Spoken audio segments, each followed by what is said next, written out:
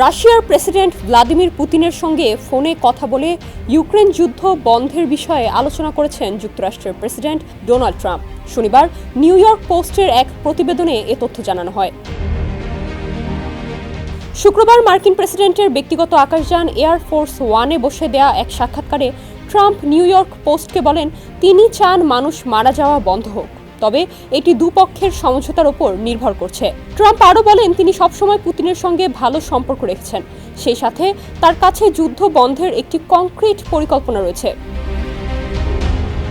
তিনি আরও বলেন, আমি চাই এটি দ্রুত শেষ হোক। প্রতিদিন মানুষ মরছে। ইউক্রেনের এই যুদ্ধ ভয়াবহ। আমি এই ধ্বংসযজ্ঞ বন্ধ করতে চাই। তারা দুজন কতবার পরস্পরের সঙ্গে কথা বলেছেন এমন প্রশ্নে ট্রাম্প বলেন, এটি না বলাই ভালো।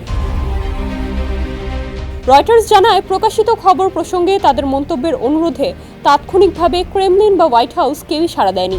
জানুয়ারির শেষের দিকে ক্রেমলিনের মুখপাত্র দিমিত্রি পেসকভ জানিয়েছিলেন, পুতিন ফোনে ট্রাম্পের সঙ্গে কথা বলার জন্য প্রস্তুত আছেন, আর ওয়াশিংটনও প্রস্তুত আছে। এমন কিছু শোনার জন্য অপেক্ষা করছে মস্কো। শুক্রবার ট্রাম্প জানিয়েছেন, তিনি সম্ভবত আগামী সপ্তাহে ইউক্রেন যুদ্ধ শেষ করা নিয়ে প্রেসিডেন্ট ভ্লাদিমির জেলেনস্কির সঙ্গে বৈঠক করবেন। 2022 সালের 24 ফেব্রুয়ারি রাশিয়ার পূর্ণ মাত্রার সামরিক আগ্রাসনের মাধ্যমে ইউক্রেন যুদ্ধ শুরু হয়। আগামী 24 ফেব্রুয়ারি যুদ্ধ 3 বছরে গড়াবে। এই যুদ্ধে হাজার হাজার মানুষ নিহত হয়েছেন, যাদের বেশিরভাগই ইউক্রেনীয় নাগরিক।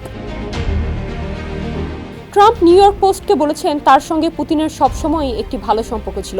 ইউক্রেন যুদ্ধ শেষ করতে তার কাছে একটি পূর্ণাঙ্গ ও স্পষ্ট পরিকল্পনা আছে বলে ট্রাম্প জানিয়েছেন, কিন্তু বিস্তারিত আর কিছু প্রকাশ করেননি তিনি।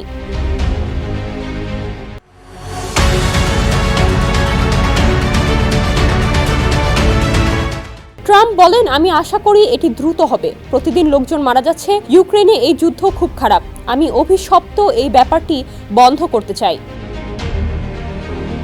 ডেস্ক রিপোর্ট, সমকাল।